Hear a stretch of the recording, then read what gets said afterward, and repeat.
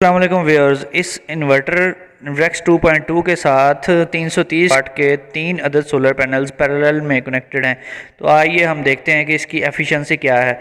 इसकी एफिशिएंसी आपको तकरीबन इसका 70% जो बनता है 700 वाट के करीब मिलनी चाहिए, लेकिन देखते हैं इतनी मिलती है कि नहीं मिलती। सबसे पहले हम इसका जो है देखते हैं कि पीवी जो है उसके वाट कितने प्रोड्यूस हो रहे हैं। ये तकरीबन 253 के करीब प्रोड्यूस हो रहे हैं। अब हमने इसके ऊपर लोड बढ़ाया, 471 वाट का मैंने लोड डाला है।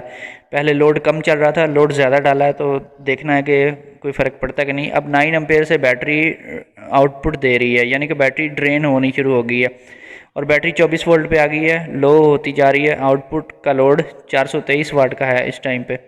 तो अभी हम इसका देखेंगे कि अब बैटरी जो है ये 9 एम्पेयर से ड्रेन हो रही है। देखें बैटरी 23.6 वोल्ट के ऊपर आ गई है, यानी कि बैटरी जो है वो एरो भी नज़र आ रहा है आपको, डाउन एरो, यानी बैटरी डिस्चार्ज हो रही है और 12 एम्पेयर तक पीवी हमें मैक्सिमम करंट दे रही है।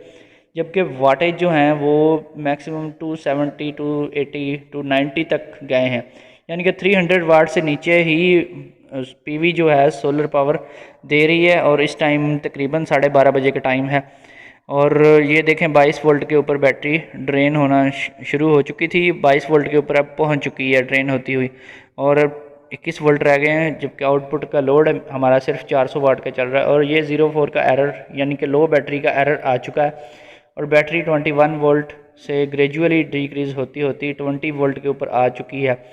तो दोस्तों हमारा जो सिस्टम है इसको 700 वाट देने चाहिए थे, लेकिन इसके जो 330 वाट के 3 पैरेलल पैनल्स लगे हुए हैं वो सिर्फ़ और सिर्फ 300 वाट के करीब ही दे रहे हैं।